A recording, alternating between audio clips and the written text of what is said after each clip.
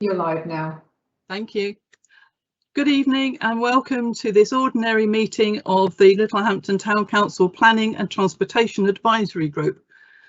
Meetings of the Town Council's committees have temporarily been replaced by advisory groups and will be conducted in accordance with the Town Council's agreed remote meetings protocol. This meeting is being streamed live and is available to view on our website. I will now ask the Assistant Town Clerk to carry out a roll call of all councillors and ask you to confirm that you are present. Thank you.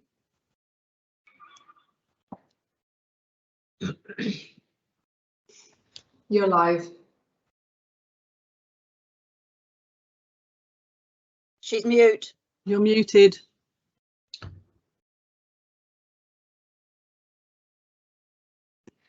You may need to press a button on your headset.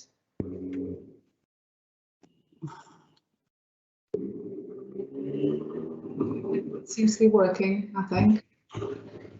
Sorry about that, members. I'll start again. Councillor Buckland.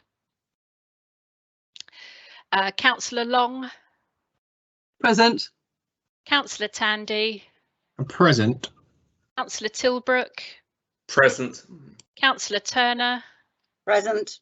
And Councillor Woodman. Present. Thank you, Chair. Thank you all very much. Item 1 is mobile phones. Excuse me. Members are reminded to switch their mobile devices to silent for the duration of the meeting. I hope you've all done that. Item 2 is apologies. I will ask the Town Clerk to read the names of those who have sent their apologies. Just one this evening, Chair, from Councillor Buckland, who's delayed and will join the meeting if he can, but it's not certain at the moment. That's fine. Thank you very much. The next item, item 3, declarations of interest. The standing declarations are noted. Members and officers are reminded to make any other declarations if they become apparent at the appropriate time during the meeting. Can I just ask if there are any further declarations to be made? Councillor Tilbrook. Yes, thank you. I declare a personal interest in agenda item 8 as a member of Arran District Council's Planning Committee, and I confirm that when considering formal planning applications for Littlehampton, I shall do so without predetermination, taking into account the papers that will be before me at that meeting. Thank you. Thank you very much. Moving on to the next item. Item 4, the minutes. The minutes of the meeting held on the 21st of June have been circulated and can be found on pages 4 to 11 of the pack in front of you. Can I ask if everyone is happy that they be approved? Agreed. Agreed. Agreed. Agreed.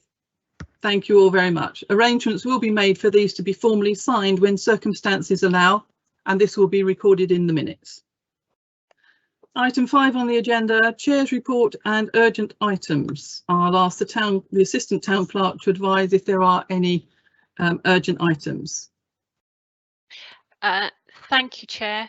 We've got 2 urgent items this evening. The first is for members to note, and that is that we've received notification from West Sussex County Council that they have been reviewing their West Sussex Transport Plan, and a revised draft version is now out for consultation. This consultation started on Friday the 16th of July and is due to finish on the 8th of October. With that in mind, Chair, don't propose that committee goes through it this evening, but rather we take a more detailed look at it at the August meeting, and in view of the timescale, give members the opportunity to make any further comments and formulate a formal response on behalf of the Town Council at the September meeting, which is on the 13th. That's fine. Is everybody happy with that?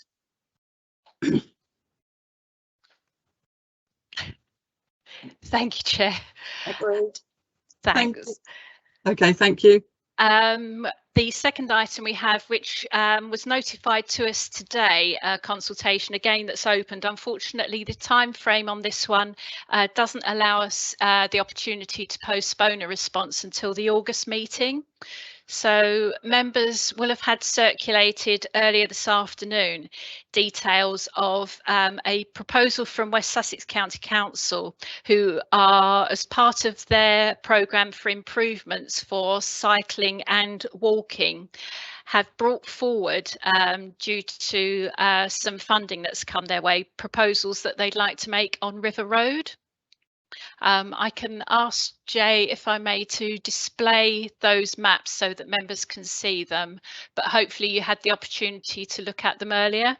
And in essence, the proposal is that they would create a cycle lane on River Road. And particularly with this cycle lane, it would allow cyclists to travel in the opposite direction to the current one-way traffic system on that particular stretch of highway. The rationale for this is to provide a safer route, hopefully, for cyclists other than using Terminus Road up to the Ferry Bridge in Littlehampton. I'll hand it over to members chair for comments. Fine. Thank you, Thank you. Jay. You're Right. live. Thank you. Oh, I thought we had the plan in front of us for a moment there. Has anybody had a chance to look at these plans and have any comments to make at this stage?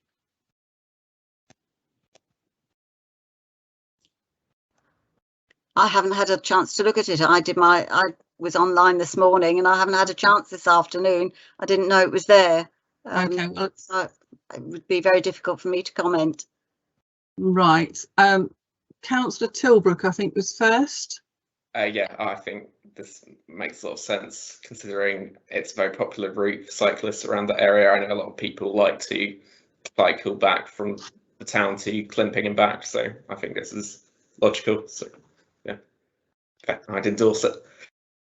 Thank you very much. And Councillor Tandy?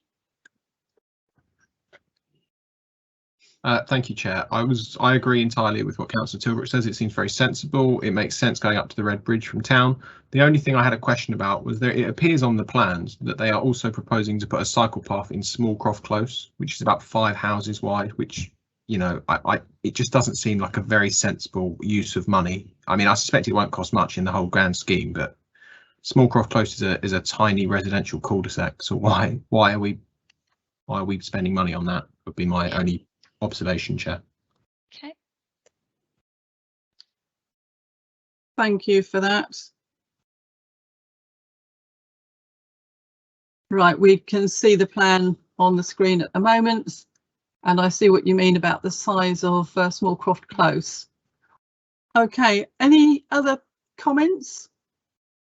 If not, I'll take it on general assent that we do support it, but with that proviso about Smallcroft Close. Nobody else is coming up. Agreed. Thank you. In Agreed. that case, thank you very much. Thanks, So as I Chair. say, with that proviso, if we can pass that comment on. That's noted. Thank you, Chair. Thank you very much. So that's the urgent items addressed. Indeed. Thank you. Moving on to item 6 on the agenda, public forum. In accordance with the remote meetings protocol, which has been introduced by the Town Council, any members of the public wishing to address the Council or any of its committees during remote meetings should have emailed their submission to us one clear day before the meeting. Can I ask the Assistant Town Clerk to confirm whether we have any? Yes, Chair, there are 2. Happy to go through them if you're happy for me to do that. Yes, thank you. Okay, the first representation is from Councillor Malloy, and this is regarding the response from West Sussex County Council relating to the speed limit on the Fitzallen Link Road. And she asks, would the committee take into consideration the possibility of contacting ROSPA, the Royal Society for the Prevention Against Accidents, or any other independent road safety expert that offer an independent road safety evaluation service for private and public organisations? In reply to Mr. Elkin's response, I cannot help but feel the following sentence is a poor excuse, where speed limits are set unrealistically low for the particular road function and condition. It may be ineffective and drivers may not comply with the speed. A speed limit is set, and if drivers are choosing not to comply with said limit, they are in fact breaking the law, which is an issue of its own and can be dealt with accordingly. We are talking about one continued stretch of road that is rather short. Is there evidence to show that the 10-mile-per-hour difference in speed for the last 0.09 of a mile of the road heavily affects the function of the link road?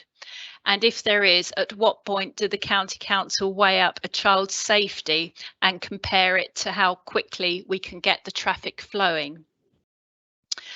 In response, Chair, we thank Councillor Malloy for her representation and are grateful to her for highlighting the availability of independent road safety assessment services through trusted organisations such as ROSPA. Initial inquiries with ROSPA have, however, confirmed that their services are about road safety interventions, for example, courses and training and evaluating the effectiveness of them. They are not qualified engineers who can go out and assess a road or provide road safety engineering assessment of a highway. Members will take this and Councillor Malloy's representation into consideration when they come to consider this matter later in the meeting. And the second representation we have this evening, Chair, is from Mr. Chester, who states, with regard to the County Council's proposals for the A259, I am delighted that the Wick Roundabout is to be retained with its delightful trees. However, the proposal to move the entrance to Hawthorne Road and Morrison's from the roundabout to Leominster Road threatens to breach the screening of trees which serves the homes opposite well and would subject them to more noise and disturbance. It also raises the prospect of dangerous right turns from vehicles exiting Morrison's and the businesses behind it. It makes little sense to decide on such fundamental changes before the impact of the opening of the full length of the Leominster bypass is assessed in a few years' time. I would therefore suggest that the Wick roundabout element of the proposals is left out of the scheme, enabling resources to be focused where they are more needed. In response, Chair, we thank Mr. Chester for his representation, which has been noted. This has also been shared with the County Council officers attending this meeting and will be addressed by them during their presentation. Members will also take this into consideration, I'm sure, when they come to respond to the consultation after the presentation, Chair. Thank you.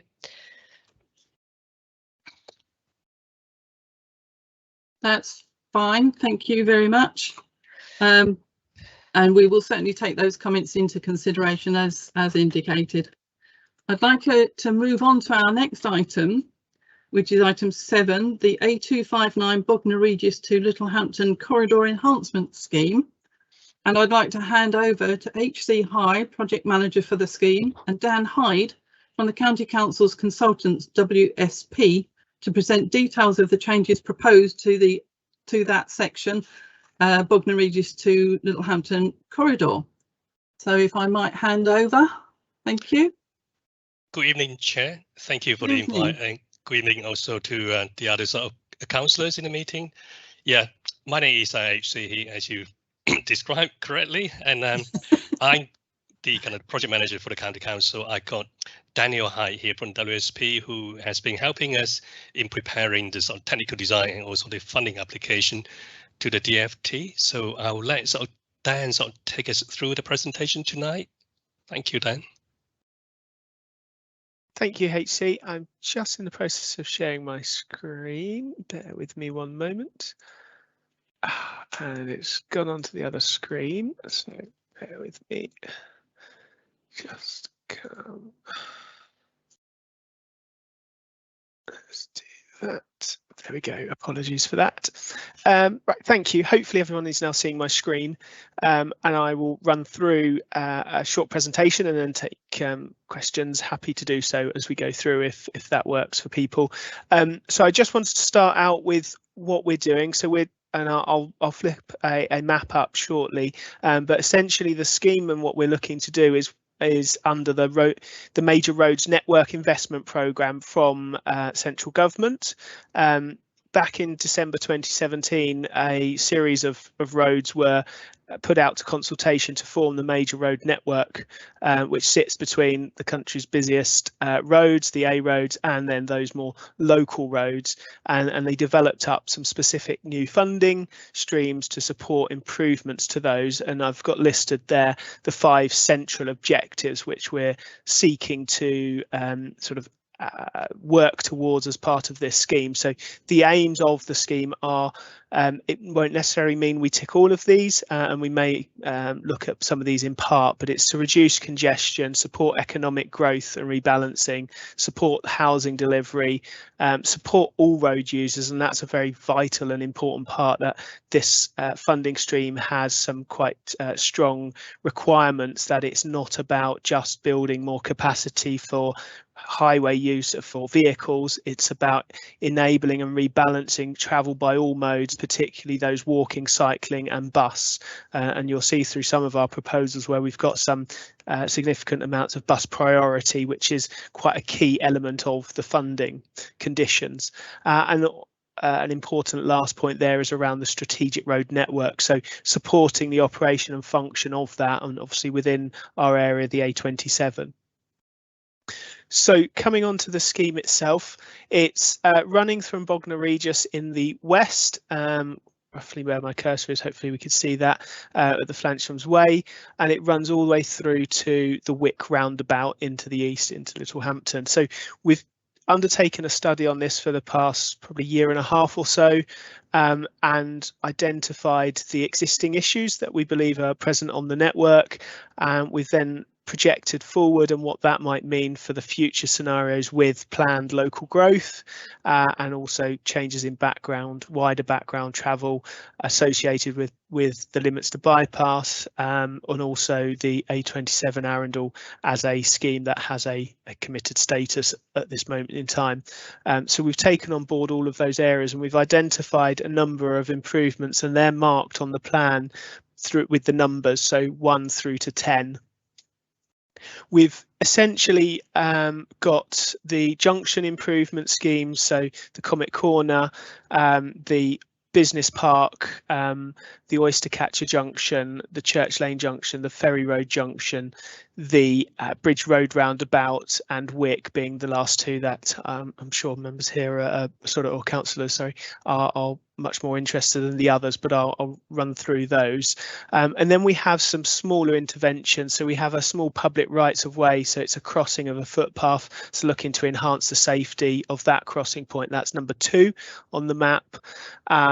We then have the cluster of 7, 8 and 9, which are probably the main focus, I think, here. One is a footpath link down onto the river towpaths, or the river path linking the A259 down to that. I think there's an unofficial kind of trodden route that we'd like to upgrade with a ramp section down, and then improving access for cyclists over the Bridge Road Roundabout into the Superstore and onwards into Littlehampton under the underpass of the railway line. We've noted the Climpwick Bridge improvement here. It is a separate study, and so much as it's being looked at separately for obviously the renewal or replacement or maintenance of it, being that it's an aged structure and needs improvement. So that part of it is outside of our scope, but what we're trying to investigate is opportunities for widening or enabling a walk cycle route across it and extending up the route that currently stops just short of that. So just going to whiz through those 2 points, those points 9 and 10, and I've got plans of the others if we do want to delve into those.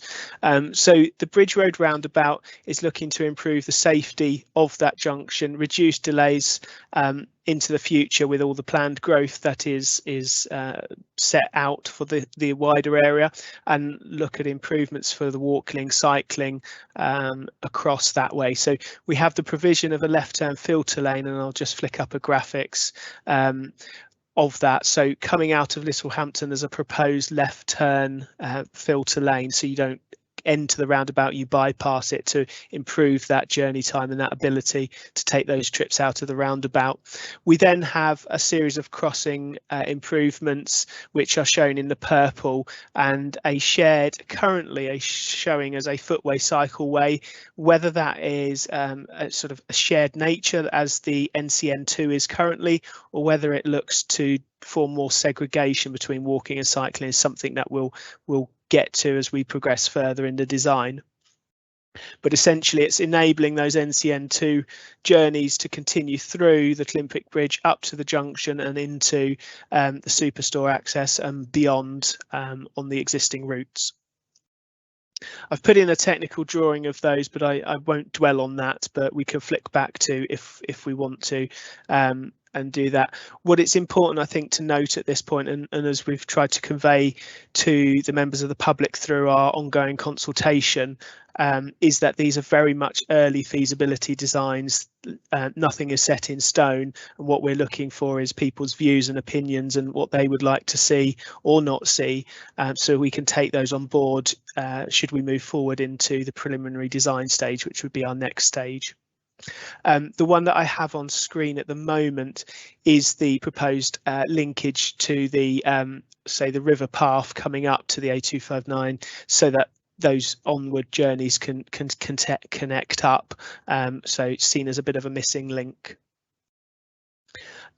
We then have the roundabout, which we'd propose to again improve the safety of that junction. It's quite a complex junction with 5 arms. It's not necessarily typical to have 5 arms and not necessarily meeting strict design standards to have that. So trying to put it back to something that would accommodate the existing traffic, obviously taking on board the reassignment and the changes that will occur with the Leominster bypass coming on stream. So that has been all factored into our design work through our modelling simulations, and looking just to improve the walking cycling. There is a good level of crossings with the Toucan crossings there at the moment, but perhaps extending those to have including the other approaches. So this again was a simple infographic where we could propose a improved shared use on the east and on the south arms. Obviously we have the existing Toucan on the west arm, and looking to do that, and as we shown, potentially removing the superstore access here and pushing it up. What I will say is this, and answering directly the question that was posed at us, was that this was very much a put something out for consultation, people's thoughts. We must admit we've had similar feelings that we may wish to actually not take forward a proposal at WIC at this time, but we've included something for discussion, for comments, and we'll take on board the feedback that we get, which will shape our ongoing work. So it may be that the sentiments that come through from the comments made will be come through in our next iteration, and this may well be changed somewhat from what we have today. But it certainly was around trying to reduce congestion, the safety issues, and particularly around the sort of not knowing quite where people are going because it's a very compact roundabout. Again, technical drawing, which I won't dwell on, but we can go back to. So I just wanted to wrap up my presentation part of saying the next steps for us are to complete our public engagement or public consultation that we've been undertaking. We're just looking to extend the deadlines on that slightly, to give people a little bit longer to reply back. We've had a good level of feedback so far, but we felt that it would be good to extend that slightly, so we're looking to do that as we speak. We will wrap that up with public consultation report of all the comments into September, and then once we've done that, that will feed into our next stage of designs and taking this forward. So it's very much the working kind of process of seeing what people's sentiments are and how that will shape our design going forward. It is all subject to Department for Transport funding. It is not, we haven't been given a sort of a green light as yet. We're awaiting feedback from DFT on that funding stream. Obviously, all of this is, if we're successful with that, which we hope we are, then we will progress into the preliminary design sort of autumn winter of this year, and looking to develop what we call an outline business case ready for 2022 before we set the full business case into 2024 and then potential construction into 2025. So there will be certainly at least one more round of public engagement once we've refined the designs that we are looking to take forward. Thank you very much. That was my formal presentation. Hopefully I've covered the elements you wanted me to do so. I do have the images of the other junctions and more than happy to go through those if that's of interest.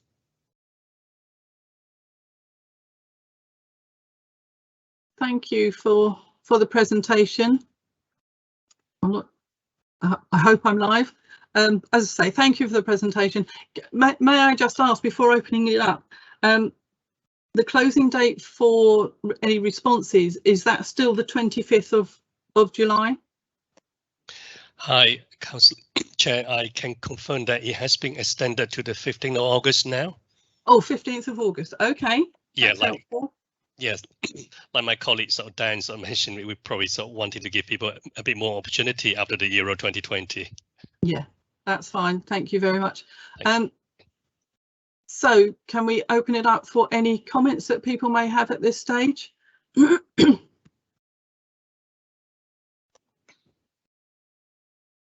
Looking very quiet. Oh, Councillor Turner. You can always rely on me. I haven't got a red line, but I'm assuming you can hear me. You're live. Yes. Thank you. I've got several things I would like to say. Yes, I would like to see the presentation of the other junctions. The fact that we are Littlehampton Town Councillors doesn't preclude us from wanting to know and utilise the other junctions en route to Bognor. What I'd like to know is when you have assessed the amount of traffic that utilises these roads, and you say in some of the comments a slight increase in the traffic on the 259, I'd like to know when that was compared to. Was that compared to a month ago, a year ago, 5 years ago, 10 years ago? Because if it was 3 years ago, the increase is more than a slight increase in traffic. So I'd let you answer that one first. Certainly. Generally, when we're suggesting the increases, decreases, they're from what we call our baseline, which in this case was a 2016 data, I believe it was, and that then compares against the future scenarios that we've looked at. So things around the local plan horizon year. So we look at our opening year, in this case 2025, and then also a 15 years from then on, so, and that we would call our design year. So it's between what our baseline is and then when the scheme would open, and when it plus 15 years from it opening. Those are the remits there. What I would also say is that we recognise that the initial work done with our baseline of that age is a little bit out of date. So what we've been doing over the last coming up 12 months is building a new model for the A259 scheme, but also for potentially testing Arran Local Developments through their local plan, and that model will be available in the coming weeks to test, and that is based on 2019 data which we collected and fully sort of calibrating, validating to a new data set. So we have a huge amount of data, so it's those projections between our baseline and our scheme opening times. Yes, I'm not sure I can accept all of that, because with the amount of house building that's going on in this vicinity, the increase in traffic in the last 2 to 3 years has been huge. And with more and more houses being built, it's going to get even worse, with the potential of the waste centre that they're talking about at Ford. That's going to increase the A259 by 119 lorry loads per day. That slight increase is laughable, really. I have to say, it's a joke. So I think that those figures need to be re-looked at and rehashed, because I don't think they bear comparison. The other thing I agree that we need to look more closely at the Wick roundabout. I don't really like the idea of somebody coming out onto the 284 at Lyminster and then having to turn right. Perhaps if they're going to do traffic lights, I don't know, but as it stands at the moment, that looks very, very nasty and could potentially be dangerous rather than any improvement. I'd rather see the roundabout stay as it is with a fifth arm. We've also had planning application which we rejected because of traffic on the Tesco roundabout, where there was an application to build along the riverbank there, with the exit being onto that roundabout. So that will make that a 5-arm roundabout. Have you taken that into account when you've been doing your projections? Because it doesn't look like it. It is something we're very much aware of. We have a process to go through that makes sure that all schemes are assessed in a similar way, and that is that we have to take things that are committed. So unless it has a planning status either through the local plan adoption process or a committed planning application submitted and approved, then it doesn't form part of what we call our core scenario. So when we're presenting our main results, that, for example, that site, obviously it has no status, so it wouldn't be included, but it is certainly something we're aware of, and therefore the overall numbers we would have taken account of. What we wouldn't have taken account of is any specific junction modelling with that fifth arm operational. It is very much still the 4 arms. Okay. My final point is related to the survey that you asked us to complete as residents, and it seems that you're asking about each individual junction, but you're not giving us any alternatives. So it was either we agreed with it or we didn't agree with it, with the various slightly disagree or slightly agree in between. So we either agreed or disagreed. Did you look at the possible potential of actually dualling the road to Felpham instead of just improving the junctions? Yes, we did. So what's behind all of this, and there is further documentation on the consultation website, is a options assessment report, and we developed up a very large number of options for the corridor as a whole, and then we went through a shortlisting process to bring forward the most promising options, which is why we are now or asking for comments on those. Behind that, as I say, we have a huge number of options. Dualling was considered, and due to the flow changes, it was deemed that actually dualling isn't required to accommodate the projected flows on this area. That's partly because the network is constrained at either ends. So without dualling a very large section of the whole route, you wouldn't see an advantage. And obviously there are many other environmental considerations to take on board and others. But in short, yes, it was assessed and found not to be required. Okay, thank you very much. I hope I didn't give you too hard a time. Not at all. I'm more than happy to quickly run through the others if the agenda timescales allows it, or the slides can obviously be shared. There is another councillor who wishes to raise a comment, if that's all right. Councillor Woodman.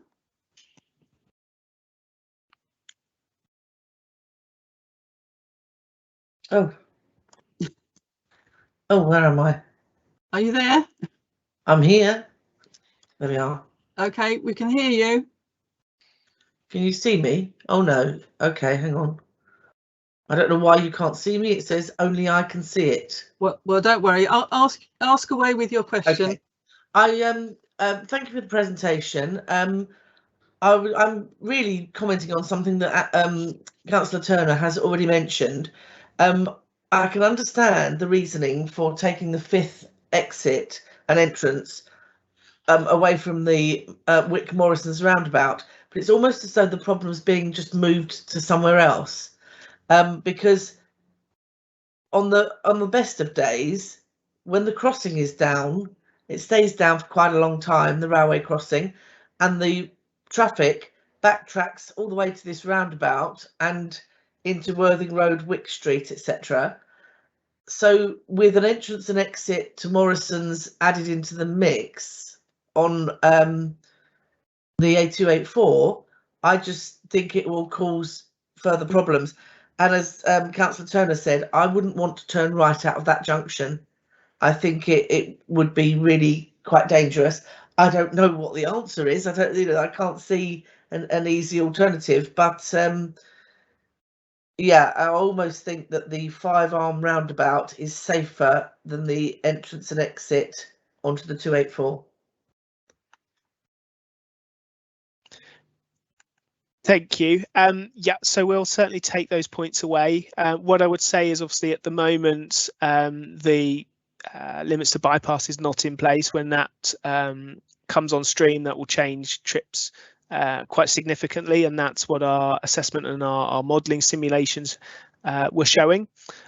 So therefore the issues with the queuing and the safety of the volumes of right turning across oncoming vehicles at that new T junction, for example, would be significantly different. So those are the underlying reasons that we sort of put forward our proposals, but absolutely take on board the comments, and something that we'll look at as we progress forwards. So thank you. Thank you very much. Okay, I can't see any more questions coming through, but Dan, if you wouldn't mind just running through the other diagrams, I think people will find it useful. Sure. So continuing westwards from the Bridge Road roundabout, we had the Ferry Road proposal. So this is proposing to change the existing T junction to a roundabout, and that's pretty much the proposals throughout, is to replace the existing priority arrangements with a roundabout. So at this one, we're proposing to put a new roundabout in a similar proximity to the existing junction, and moving the connecting side roads just slightly further to the east, to then continue to serve the properties and the school. We then also have the orange, which is improved and extra walk cycle facilities. So obviously continuing the NCN2 down Ferry Road, but also continue it through to the Clinwick Bridge and Bridge Road roundabout, as I alluded to earlier. We're proposing a new crossing point, to a signalised crossing point, to enable cyclists, pedestrians, non-motorised users to cross the A259 on the west arm, and obviously the sort of north section into the caravan park there as well. So essentially replacing the arrangement with a roundabout and putting those walk cycle routes all round to enable onwards connectivity. And then we tie back in. There is some relocations to bus stops which are accommodated as we can, as close to their existing locations. The Church Lane roundabout is then the next one along. I think in essence the proposal shouldn't be a new concept to councillors, in that the majority of this is the same layout as the developers of the land just here to the northwest quadrant. However, we've taken it a slight step forward and included bus priority. So if you're coming from Littlehampton going towards Bognor, you can see this red line, which is effectively a bypass lane for public transport. So rather than seeing delays or congestion and having to navigate the roundabout, they can actually bypass the roundabout and rejoin after the roundabout and continue westwards. And new bus stops were proposed, and that's in line with the private developers' proposals. What is different, and again it's up for very much the public feedback, is that we were proposing the closure of Crookthorne Lane literally at the junction of the A259, so that the it would effectively be a cut-off for motor vehicles. They couldn't come out or enter, instead accessing Crookthorne Lane from Ferry Road, to create that much more traffic reduced street, so that then we could enable walking, cycling, equestrian use, etc. Down to the school from Climping and also onwards to the beach, and obviously in a opposite direction. So that was something that we've proposed as new. It may be something that we again drop back from if there is strong sort of comments against, and that is the sort of thing we're getting from our feedback on the consultation to date. Is there's feedback is that they'd want to keep it open. Again, we've done it for a myriad of reasons, but it may be something that we drop back through people's comments. So that probably is the largest change from the developer's scheme. There are other minor tweaks and improvements. Again, it's connectivity, the walking cycling routes, and using the old route down to create a crossing point into Crookthorne Lane. Then we come to the Oyster Junction. So the existing junction is here on the sort of bottom of my screen. This is realigning it to keep it in with Climping Street, so it becomes a 4-armed roundabout. This one has a bus priority loop coming down from the north and dropping down on, so this red line you're seeing again for the buses to bypass the roundabout and give them that journey time benefit and reliability. What we have on this one also coming westbound, we can't put a bypass lane in because of Climping Street, so we've got what we call a pre-signal. So essentially there's a set of signals just before the entry to the roundabout. The bus would come in and automatically get a green light whilst a red light holds the general traffic, and it would be able to quickly bypass the queue or any queue that might exist and get a free move into and through the junction. It would only operate as a bus comes along. Obviously at the moment they're not super high frequency, so it would be called say every 15 minutes, half an hour. That obviously may change going into the future if bus numbers improve, but it's all around giving that priority movement to buses. And then the access to the Oyster Catcher and again the holiday park there is moved up on Yapton Lane coming in, so Yapton Road I should say, through this point, and then the existing being stopped up, so we would remove that access from the A259.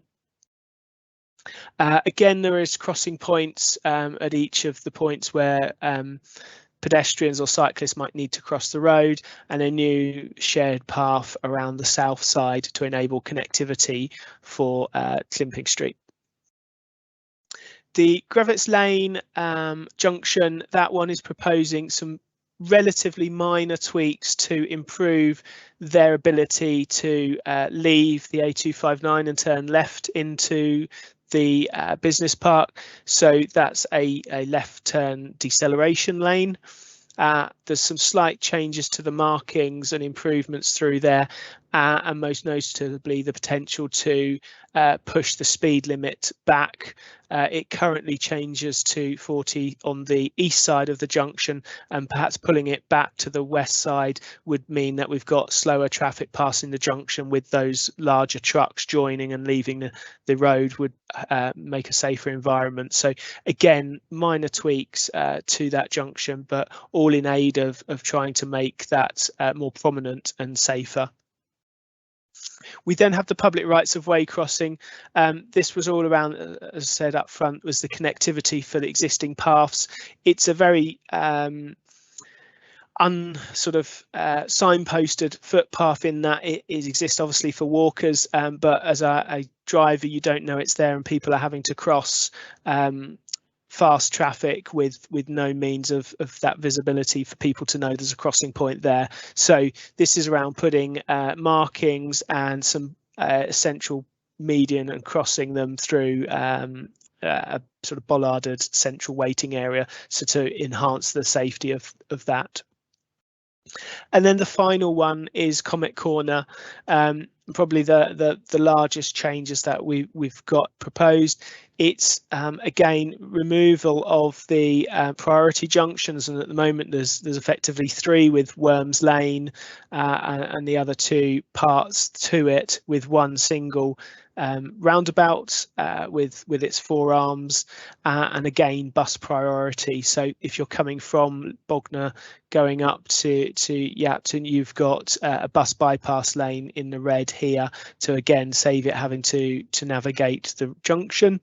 And then coming down from the north, we again have a bus pre-signal, so it can hold the general traffic, let that bus have a free access onto the roundabout and to navigate back towards Bognor.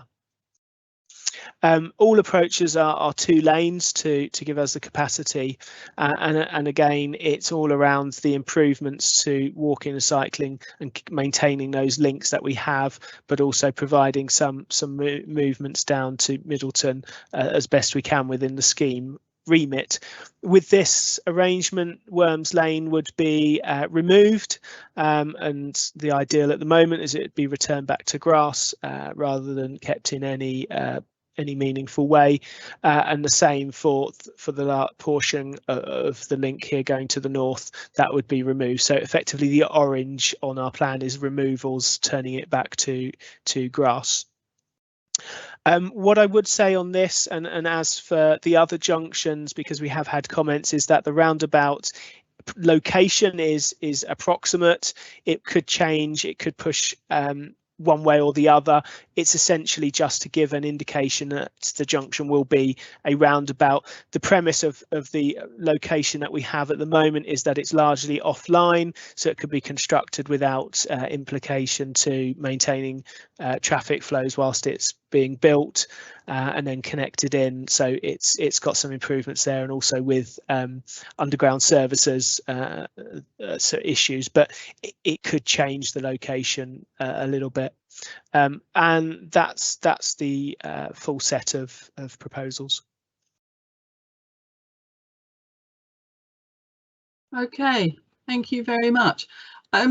If I might just ask, in terms of that overall section that we're looking at, that whole corridor, will speed limits become more uniform? At the moment, it feels as though 1 minute you can only do 40, then suddenly you can go up to 60, and then suddenly there's a roundabout. And then at the moment, as you come towards Comet Corner, you're brought down to 50 from 60, with a light saying slow down, even if you're doing 50, which I've never quite understood. I just wonder whether it's actually going to level that out a bit, even if it, maybe bring it all down to 40. To actually ease the flow through, rather than people racing along one bit and having to slow down. Does that make sense?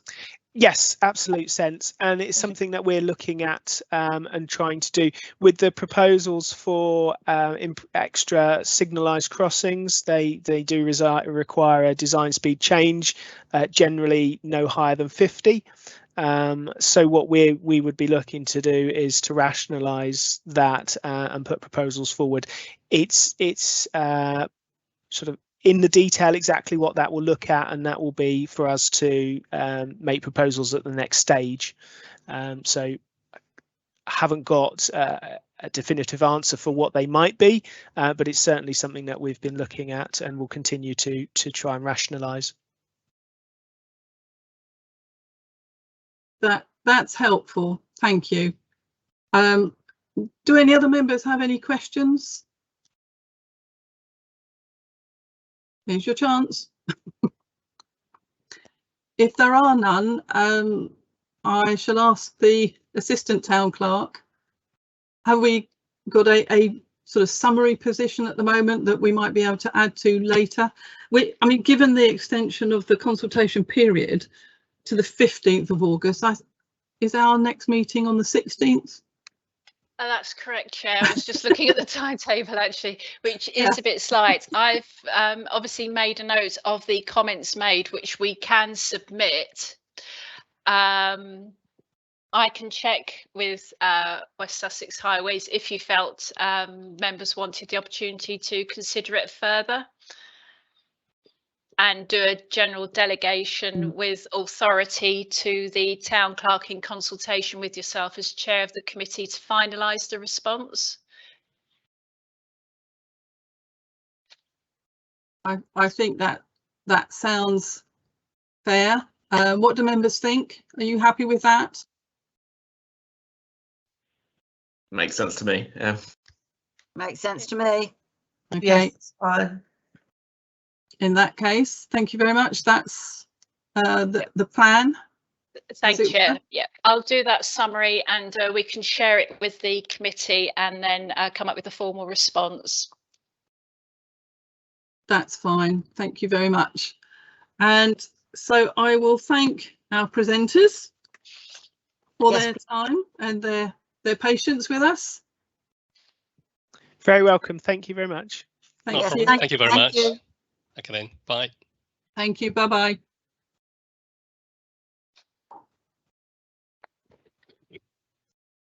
Okay. So we'll move on to the next item.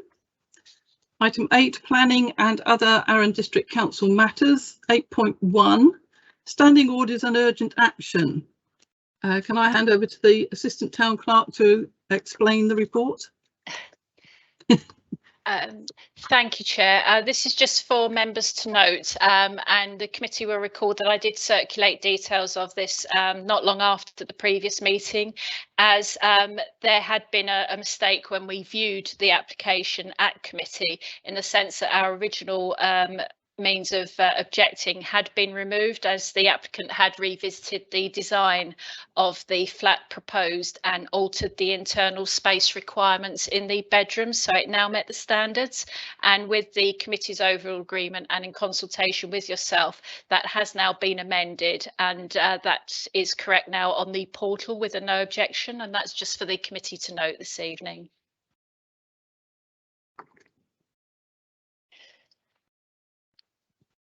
Thank you very much. That's helpful. I hope that members are happy with that. It certainly seemed to make sense when it was looked at again. So moving on to 8.2, planning applications.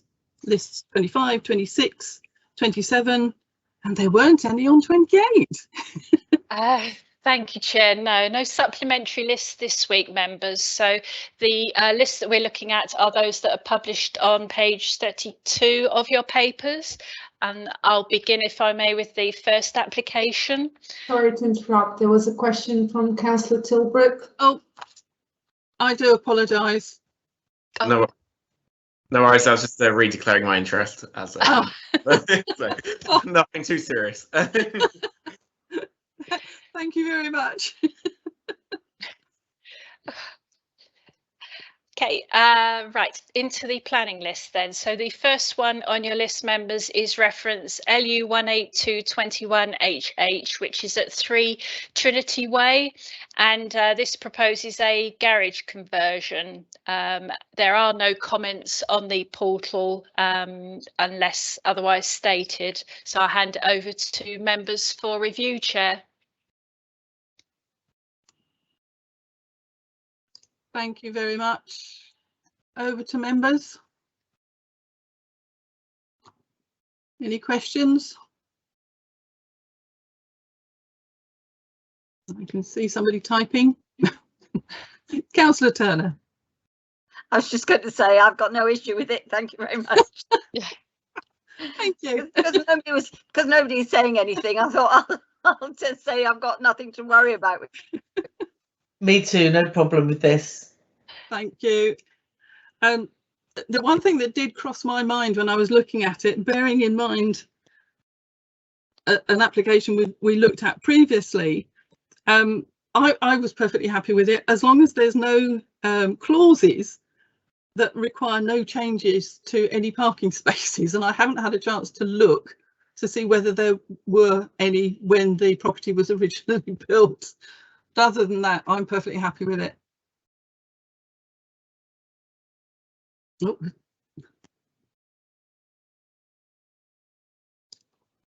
Is there anything? If not, we'll go with no objection. Where would we find if there was an issue of the parking space? If I may, Chair, it would be a covenant when the property was originally built, and I have to say that they aren't planning considerations. Enforcement of a covenant is a civil matter. Okay. Thank you. In that case, can we all are we agreed to go with no objection? No objection. Agreed. Agreed. Thank you.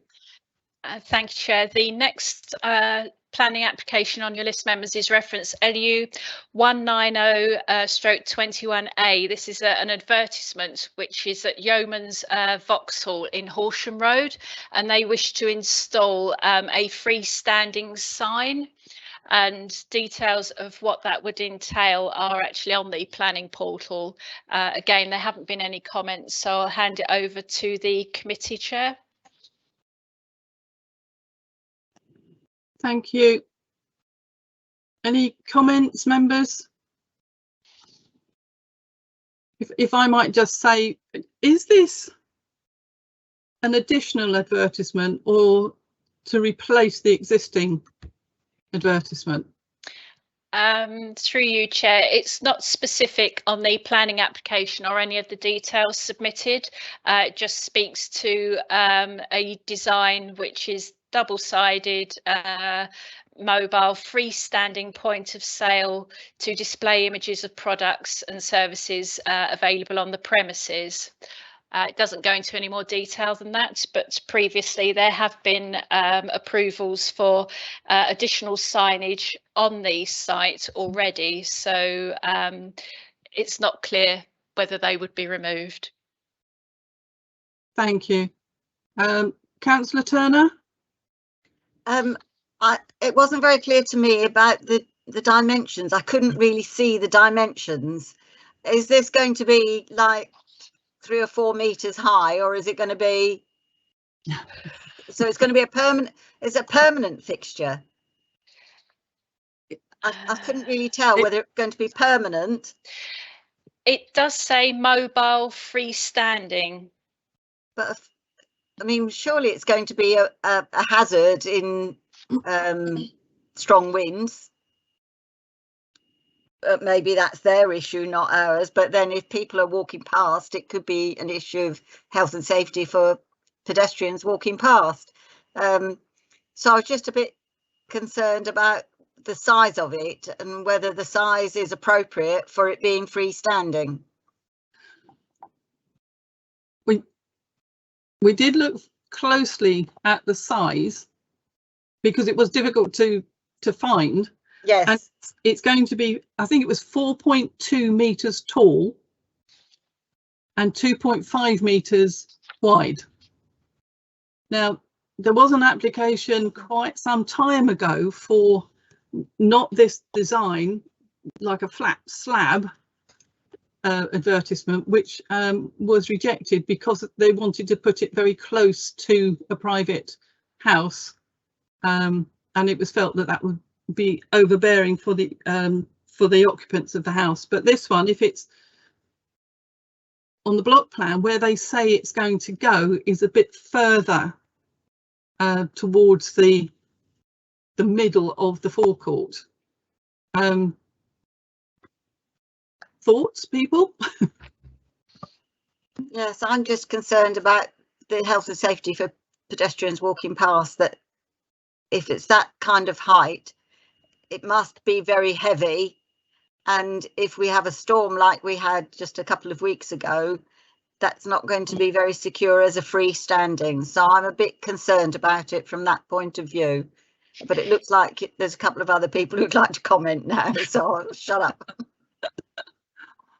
Thank you. Councillor Woodman.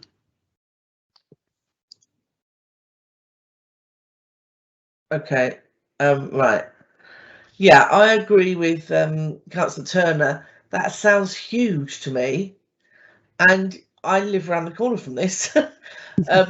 You know, it's not that near to me, but I think it not only pedestrians, but the Horsham Road is quite a busy road, and if it was to be taken by wind, you know, it could cause a lot of problems. I just, you know, I think it's too big. Okay, thank you. And Councillor Tandy.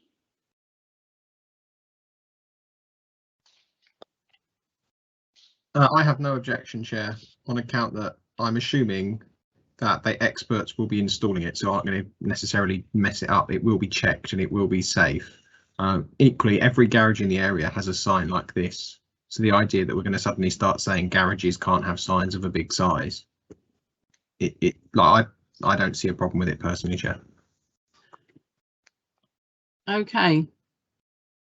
So we have some concerns and others no objection. Do we need to vote on this, or are people happy to accept that, as I say, expertise will be used when it's being installed and that all safety requirements will be met?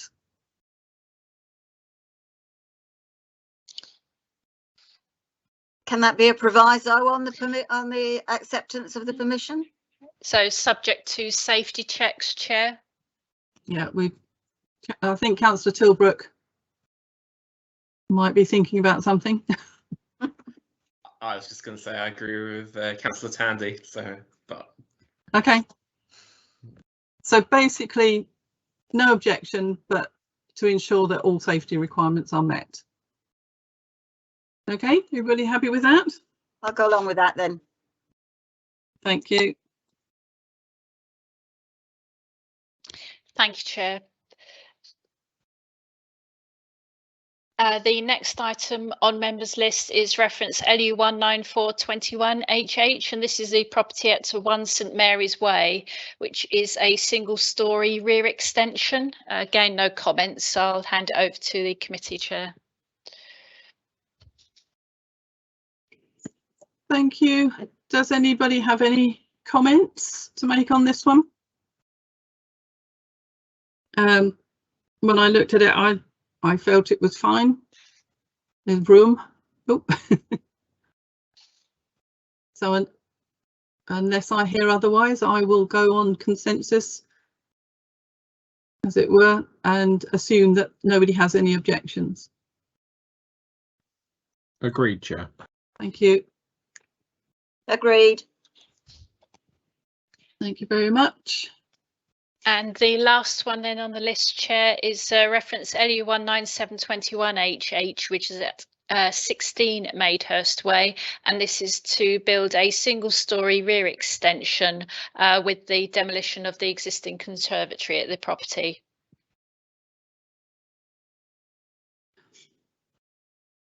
Thank you. And coming up. or not. Did anybody have any comments on this particular application when they looked at it? I've no issue with this one. No, me neither. No, good, thank you. Again, good sized plot. So I will assume that we have no objection to this. Agreed. Agreed, Chair. Thank you. Okay. That concludes the list. Thank you, Chair. Thank you very much. So we move on to the next item, 8.3, planning application LU 11621, land south of the Littlehampton Academy, Fitzallen Road, Littlehampton. And I'll ask the Assistant Town Clerk to take us through this one. Okay. Thank you, Chair. So within your papers, members, there was 3 bits of information. The first is really a general update from Bocklock, who are the developers, and they were just responding to the comments that have been publicised as the IKEA proposition at Monk's Farm in Lancing has now been withdrawn, and that's just a reassurance that they are committed to continuing the developments that they have an application in for at Elm Grove Road, which brings us on to the next part of the correspondence that we've received, which is details really of the review that Bocklock have undertaken of the comments that this committee made regarding the initial planning application, and in particular they've noted that at the time the committee considered that if these issues that were raised could be addressed, you might be willing to reconsider your decision. So in that respect, and also on the planning portal, there are now further updates, but they have written regarding the privacy issues in connection with both the nursery and the secondary school, which are quite close. The height and character of the flats that were proposed on the development. And they've also responded regarding the exit and entrance into the development that is proposed off Fitzallen Road, and how the modelling has been done to assess the impact of that and why they've adopted the options that they have within the design. They've also noted that the County Council, as the Highways Authority, didn't have any objections to those access arrangements.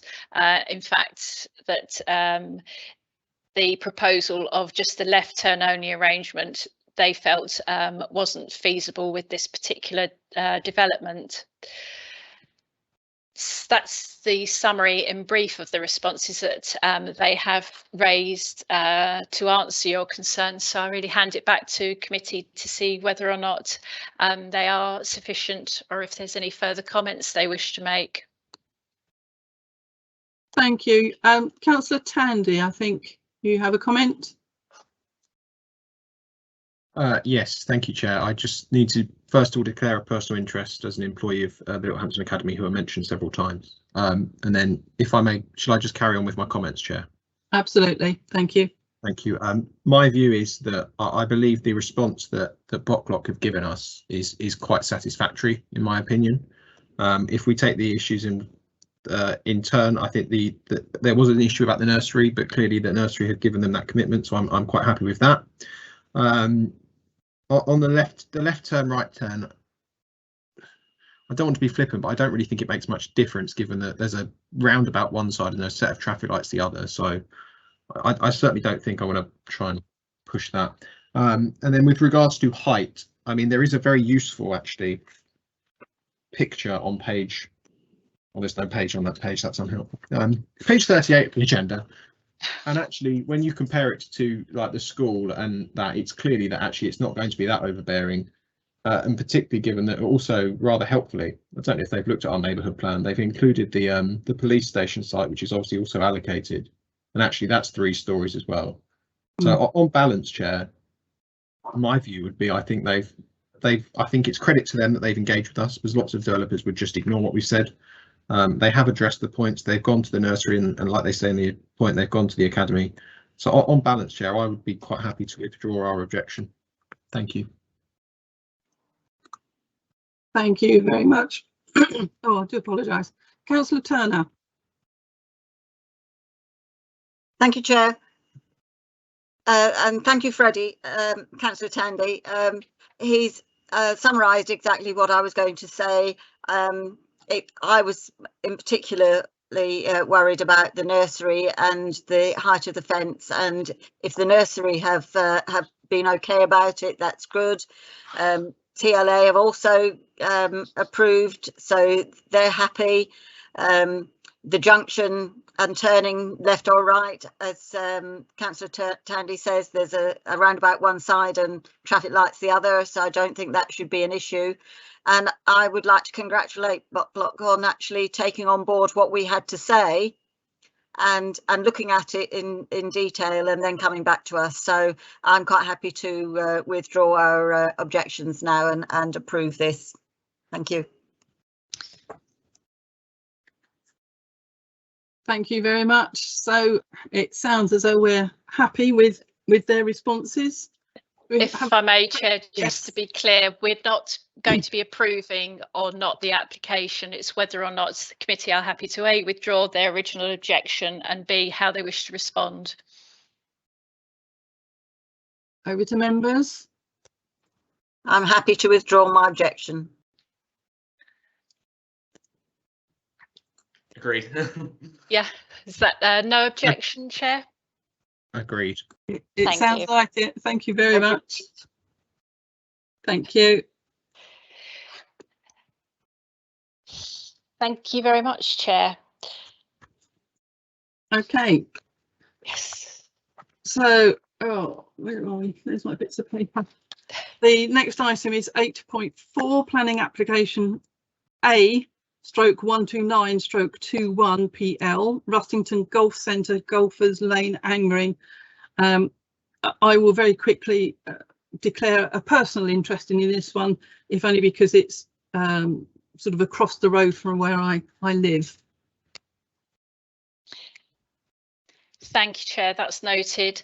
Thank you. Again, this information is available on the portal. The Town Council has been included as a consultee because of the proximity of the development to the border of the two parishes. And in summary, you are looking at a development of 191 homes and a mixture of 1 to 4 bedroom dwellings and apartments, together with landscaping, parking, etc. And a new access off the Golfers Lane road, which is just off the roundabout there. Members probably know, and it would occupy the green space right at the front, next door to the dual carriageway as you go up to the roundabout. There are a significant number of comments on the portal already. I've members want to take a look, but I'll hand it over to the committee for their views, Chair. Thank you very much. Yes, when I looked at this a couple of days ago, there were well over 50 letters of objection. I'm sure there'll be more than that now, but over to members for any comments that they may wish to make.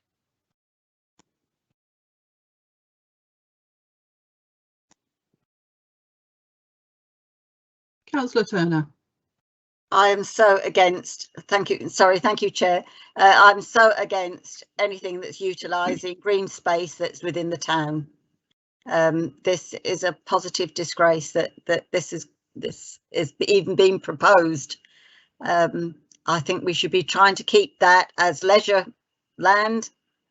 The pitch and putt putting green is lovely there along that stretch of road, and I think we should be fighting like mad now to keep any open space that's within the town. We've got so little left because they keep building on it that we need to fight to keep these open spaces that we've got left. Is there any other way that we can combat this? Thank you for that. Does anybody else have any comments they wish to make?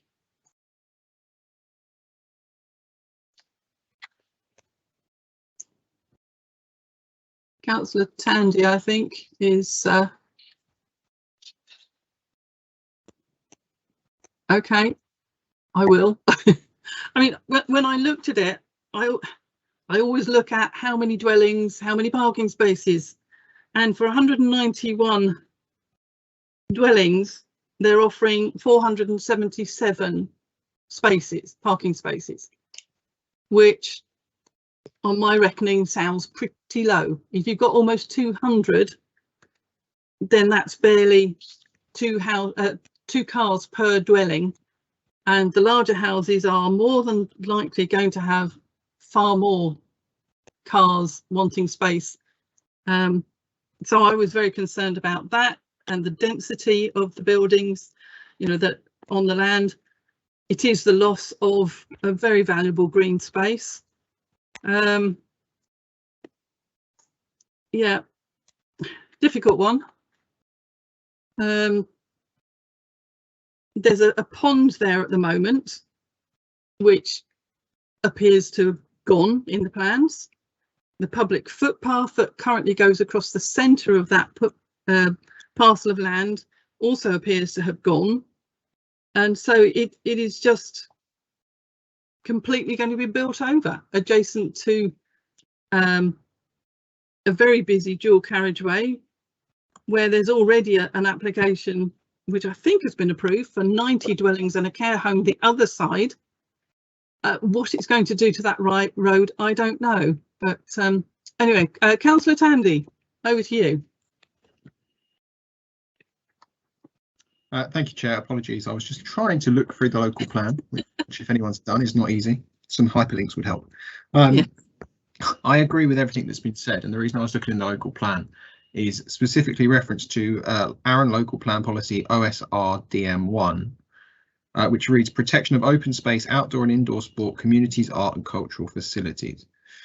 Given that this is the current foot golf pitch and putt area, I think would be relevant. The policy reads existing open space, outdoor and indoor sports will not be built on or redeveloped for other uses unless, and then there are 3 conditions. It says a robust and up-to-date assessment has been undertaken, which clearly shows the facilities to be surplus to requirements. There was a lot of documents. It did take about 10 days to get through the entire objections, but I didn't see that on the planning portal. The loss resulting from the proposed development will be replaced by equivalent or better provision. As far as I'm aware, it's not going to be. The development is for alternative open space, which it clearly isn't. So on that basis, Chair, I think that is a policy we can use, but I agree with what others have said, is that I'm not convinced we should be building houses right next to a dual carriageway. I don't see how that is going to give a fair kind of health and well-being ones, which, yeah, I don't think people are going to, I don't think it's fair to ask people to live there. I accept we need houses. I've never had an objection to that. I do not routinely object to big housing developments, but I don't see putting it next to a dual carriageway is going to be the best place. So I would support an objection, Chair. Thank you very much. Anybody else got any comments? If not, have we sufficient to lodge an objection? Yes, Chair, that's all noted. Thank you. In that case, can I say thank you to Freddie for looking that up.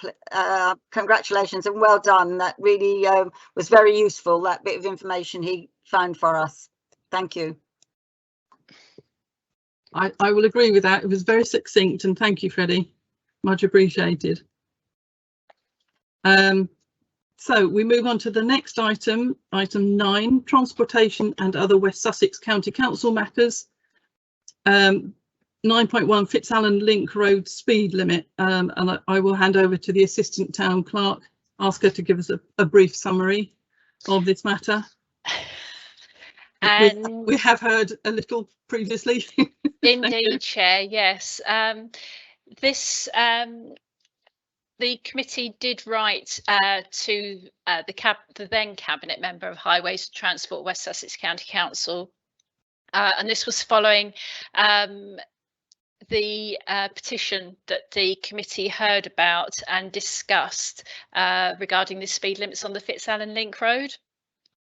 And with your papers, we did circulate on page 42 the response that was received from the cabinet member at the time, and I also included details of the mapping arrangements there so that members could see how the speed limits were about to be designated there. Obviously, the reason why this is on the agenda is because it was raised at our recent full council on the 24th of June, and council referred the matter back to this committee to consider how it might take it forward. Obviously, the representation that we had during the public forum, it's clear that whilst ROSPA do offer assistance in assessing the effectiveness of measures that are put in place to slow down traffic, if you like, whatever they may be, they don't actually have the expertise to do initial assessments themselves of that. So members are asked really to consider their next steps and perhaps follow up on the correspondence that's already been exchanged. I'll hand it back to the committee chair. Thank you very much. Would anybody like to offer any comment on this as it stands? As has been stated, ROSPA are really not in a position to help with this sort of issue. Councillor Turner. Can't shut me up tonight. I wonder whether there is anybody that we can utilise on the environmental side and air pollution, because if you look at this plan where they change from proposed 30-mile-an-hour speed limits to 40-mile-an-hour speed limits and then have to slow down for the roundabout, it's supposed to be 40 miles an hour speed limit round the roundabout. Well, that's nigh on impossible.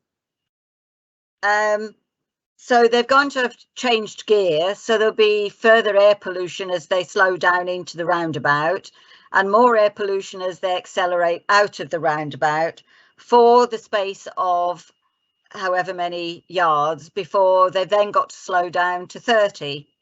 Wouldn't the 30-mile-an-hour speed limit be much more environmentally friendly and better for air pollution?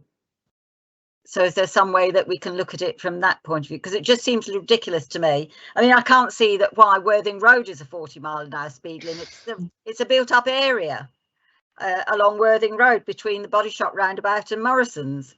Why is it a 40-mile-an-hour speed limit? It should be 30. It's a residential built-up area. So that whole section, both direction, all four directions, should be 30 miles an hour and not 40. So I just wonder whether there's anything we can do on the air pollution. Thank you, Councillor Turner. Assistant Town Clerk, any comments at all, whether we can pursue? I would suggest that perhaps the only way to get them to revisit that would be to write again, highlighting that further challenge and asking them to investigate that particular aspect further. In terms of our resources, we don't have the expertise, nor indeed have we any resources put aside to invest in anything over and above the research that's already been made when they put in the application. If the committee wished to write further highlighting that aspect and reiterating the original comments, that stretch of road is likely to be revisited, if only because the district council, as members will know, are looking at it, albeit from a slightly different angle, following the controversial acoustic fencing that's proposed along there too. Whether or not that will deliver anything, any more information, I don't know, but perhaps it's something else to bear in mind. But again, in terms of action that we can take, it would be just to continue to press the county council to try and review it. Thank you. Thank you for that. I would be happy to put my signature on such a letter. If other committee members are happy to support that, we'll do it. Agreed. Okay, so that'll be a further letter reiterating our previous comments, Chair, highlighting that perhaps environmentally it's not the best idea in the world to have the constantly changing speed limits, and monitor the further information that comes out following the District Council's review of the speed limits along there. That's fine. Thank you very much. Councillor Tandy. Thank you, Chair. It may just be that it's getting late, but it might be worth just stating in that letter that during a presentation we received less than an hour ago from West Sussex County Council, they explicitly said that they wanted to equalise the speed limit on the A259. So if they wanted to equalise the speed limit there, one would suggest they might want to do it here. But that would be cheeky. Nice though. And why wouldn't we? I love it. Thank you for your comments. Yeah, that's noted, Chair. Thank you very much. So I'm just jotting that down. Thank you. We now move on to item 10, Rampion 2, and I'll hand over to the Assistant Town Clerk and ask her to update the group. Okay, thank you, Chair. So members have before them some detailed information from the Rampion team that are working on what is now the live consultation, the first public consultation on the development proposals for the wind farm off Climping. And within that, they set out in more detail the response to our letter that we sent regarding the statement of community consultation, where this committee expressed concerns about basically how it might be conducted and how it might be precluding people from participating because of the lack of the usual public meetings, public displays, etc. So they have detailed measures that they're taking and indeed are now in place to address that by making information as available as possible. They've also extended the consultation period to give more time, and hopefully with the easing of restrictions that we've now seen, some of these may come forward. Over and above that, members are asked to note that correspondence, and also that given the time frame we've now got on the consultation, it's not proposed to go through that today, but to have a look at it at the August meeting, collate comments and do any further research that's needed with a view to finalising a response on behalf of the Town Council at our meeting in September. Hand it back to you, Chair. Thank you very much. I mean, I was very much encouraged to see that they had taken on board the comments that we passed to them, and they have extended the consultation period and are making efforts to make it as accessible as they can. And I think what the Assistant Town Clerk is suggesting, to consider it at the August meeting and finalise our response at September, is a way forward. And if members are happy with that, then please indicate. Agreed, Chair. Agreed. Agreed, Chair. That's fine. We'll do that. We'll consider it again. And of course, Councillor Buckland, who sadly wasn't able to join the meeting this evening, is our representative on the, is it on the stakeholder group? That's correct, Chair. Yes, they're Yes. meeting, I think it's the end of July. Right. So Well, we'll certainly make sure that he's aware of what we've determined tonight. Councillor Turner, have you got something to add? Yes, please. I wanted to ask a question, if I may. Thank you, Chair. I'd like to just have clarified. They've suggested giving councillors a presentation, haven't they? Yes, we haven't had any further feedback on that. We will get back in touch with them again to see what they are willing to do. That was the joint request to present something, and that we would join with Climping Parish Council at perhaps some kind of public meeting. So I haven't heard anything back from that, so I will look into that as well, Chair. Lovely, thank you very much. That's grand. Thank you very much. So I assume everybody's happy for us to consider it in August and finalise in September, and follow up the suggestion of a meeting for councillors with Climping, if that expedites things. Yep. Lovely. Good. Thank you all very much. So moving on to the next item, item 11. Members training, and I'll hand over to the Assistant Town Clerk, ask her to update the group. Thank you, Chair. So we circulated dates in July, which weren't really suitable.